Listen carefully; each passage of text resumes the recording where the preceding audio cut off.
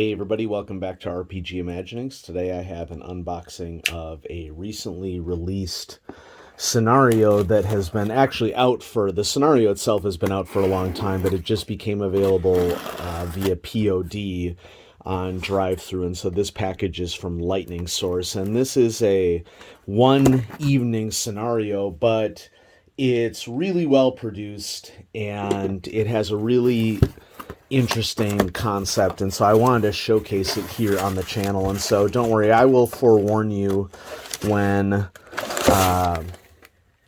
we get to the point where I'm actually going to give details on everything, but fairly well packed for a Lightning Source product. And here we have published on the Miskatonic repository, Full Fathom 5, a Call of Cthulhu scenario by Paul Fricker. And Paul Fricker is one of the designers on 7th edition Call of Cthulhu, and he's also one of the presenters of the podcast Good Friends of Jackson Elias, and he is actively involved in the Call of Cthulhu community. And this is an interesting scenario for a bunch of reasons. One thing that really stands out to me is that this is a scenario that takes place in the 1850s aboard a whaling ship.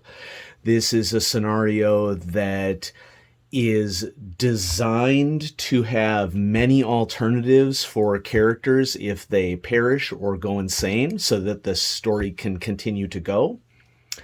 And this is a scenario that the culture and setting around it is really, really well fleshed out. And so one thing that I just want to point off right off the bat, a huge part of the scenario is taken up by the appendix, more than half actually. And so the appendix starts on page 26 and goes all the way to the end, which there are a lot of characters available here at the back, and there's a specific reason for that when I talk about the scenario itself. But a huge section of the book here is the appendix, and the scenario itself is kind of short. This is perfect bound, but it does have a little score line here to be able for you to open it, and so I'm just going to go ahead and try to use that score line a little bit. So that we can dive in. So this is Full Fathom 5, a Call of Cthulhu scenario by Paul Fricker. If you are going to play this scenario, I recommend maybe clicking away at this stage. If you were in my play group, this is a scenario that I think that would be really fun for us to play as a one-shot. And so if you want to click away, I would really appreciate it too, because I don't want to spoil anything for you. And noteworthy that this is also edited by Scott Dorward and Emily Fricker, and Scott is another presenter on Good Friends of Jackson Elias, and layout by Matthew Sanderson, also on Good Friends of Jackson Elias. And so this is kind of a Good Friends of Jackson Elias production, although Paul Fricker did most of the writing. And so it's very lovely presentation. And I've published on the Miskatonic repository, and what is needed in order to get a scenario to be POD on Miskatonic repository is, one, it needs to sell. You have to have a certain amount of copies sold. And two, there is a lot of stuff that goes into arranging for a scenario to be produced POD. And there's a limited number that are allowed to on Miskatonic repository that are allowed to be POD, because Lightning Source just wouldn't be able to print copies of, just anything that somebody puts up for print. And so this is a heavy seller for good reason, because lavishly presented, lots of keeper aids. And so what's going on here? And so, as I said, this is a scenario that takes place on a whaling ship in the 1850s, which, is not a commonly featured era for a Call of Cthulhu. But the idea behind this scenario is to really immerse the player characters in the setting by having them be sailors aboard the ship. And there's guidance that is given right here at the start of the scenario as to what pre-gens should be used depending upon the number of players that are in the scenario. And the scenario is set up so that it could be played with one player and one keeper, because this is definitely less of a combat focused scenario and much more a investigation and clue finding sort of scenario and finding out the mystery. And so we have our Dramatis Persona section, and the Dramatis Persona section in this scenario largely features the four conspirators of a plot here. So basically what's going on here is that he's trying to find, the captain of the ship is trying to find Rillier, the lost city of Cthulhu, and he has four conspirators of the ship that are trying to do what they need to do in order to find Rillier. And one additional thing that I think is really nice here is that there's an X card that is provided for the game for players who might want to use it. You know, there's serious themes in this. You know, one of which is whaling features in the first scenario. And so I could see how some groups would not be keen on watching the spearing and killing of a whale. But, you know, there's also authenticity to it. And so this is a nice keeper version right here. You can tell a great scenario when it takes effort to, or it takes the time to produce handouts for the keeper to help the keeper run the game.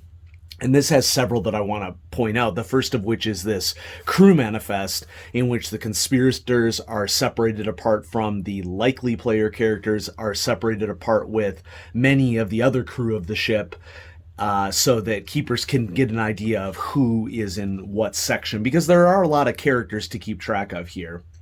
And so the first scene opens up with sort of immersing in the setting, which I think is a great idea. This is a less common setting for Call of Cthulhu, and, you know, whaling is a historical aspect of shipping that is something that people can learn about, and there's lots of detail here about how whaling worked.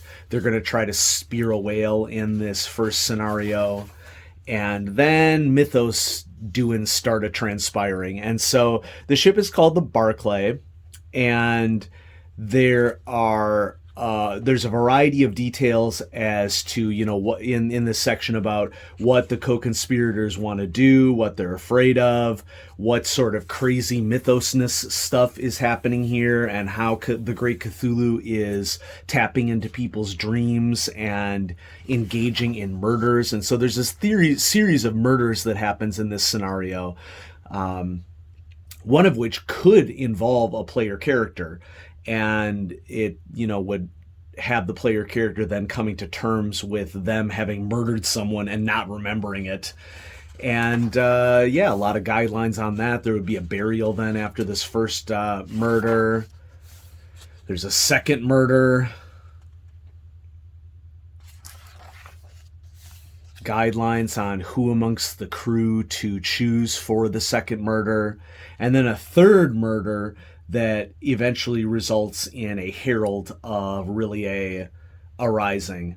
And everybody begins to have strange visions. So here's a lovely color artwork of the herald. This is one of those keeper aids that I thought was really great. This is something that I'm trying to do in the work that I'm writing.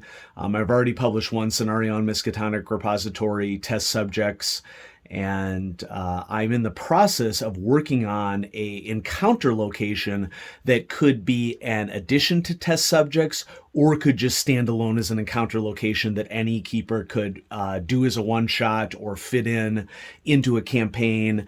And these are the sorts of things that I like to do as a scenario writer as well, that if you need to keep track of what's going on in the scenario and what the answers to particular questions would, this is a nice little simple matrix that a keeper could use to keep track of things. And then what happens as the pact that they're making. So instructions on what happens if the conspirators are killed. What happens as the herald descends, and what the aftermath is, and how this relates to wrapping up the scenario. And the appendix is super detailed. And so we have a complete crew roster, including all of their basic stats. If you need to do something really quick on the fly, there's a glossary of nautical terms and locations. There is the X card, as referenced earlier. There is descriptions of, this is really nice. This is an essential timeline of the scenario and overall structure for the keeper. And so if you're looking to understand what this scenario is all about, I would recommend maybe pausing the video and just reading through this page, because it'll give you a really clear idea of what the scenario is all about. I highly recommend that any player of Call of Cthulhu purchase this scenario. It's just a great one-shot scenario. I think that this is probably going to go down with Deadlight, and some of the scenarios that have always been classics, The Haunting, as one of the classic scenarios of the game. And so then we have the player's crew manifest, and a very nice detailed depiction of the ship, which I really appreciate, because I do like maritime sort of situations in role-playing games, and it can often be difficult to find labeled, really easy to read maps of ships. And so then you have a map, top view, illustrating where all the things are, handouts from the captain's journal. And this is a nice little, sea shanties have become popular nowadays, and this was released in 2020, and so I don't know if Paul was capitalizing on the sea shanty craze, or this happened to arise simultaneously with the sea shanty craze that is out there. But this is just an example of something that adds to the immersion, and I could definitely see people around a table, singing a sea shanty to get in the mood. And then all of the members of the crew are statted out with character sheets. And this might seem excessive to people to have this many pre-generated characters, but the nature of the scenario is that people are going to be killed left and right in this scenario, and you would need to have members of the crew available to keep the action going for players. And Paul also did a great job of getting a basic character background description of every single one of them. And so even if you don't use them for the players in the scenario, there's fodder for keepers to use to speak about these individuals as they are interacting with the investigators. And this just adds authenticity, I think, to the setting, because if you don't spend a lot of time or any time at sea, if you're in an urban area, you'd want to be able to have something to talk about, that to have an immersive setting that halfway sounds like the character would know what they're talking about. And so all of these characters are set out, and then we end with a advertisement for BlasphemousTomes.com and the Good Friends of Jackson Elias. And I'll just talk about Good Friends of Jackson Elias podcasts that's been going on for well over hundreds, 150 some episodes.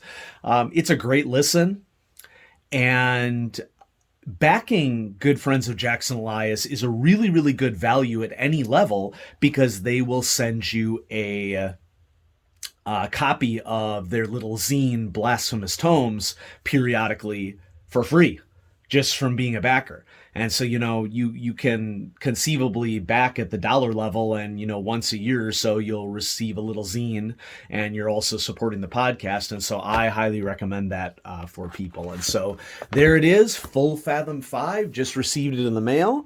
And so I hope that y'all enjoyed this. And we're on the watch right now for Children of Fear, which should be released, I think, pretty soon from Chaosium for Call of Cthulhu. And I have lots of great other stuff coming up on the channel, some that I showcased in my last video, but I also have some more Traveler stuff that I want to share with you too, in addition to that, and so watch for that as well. Have a great evening, everybody.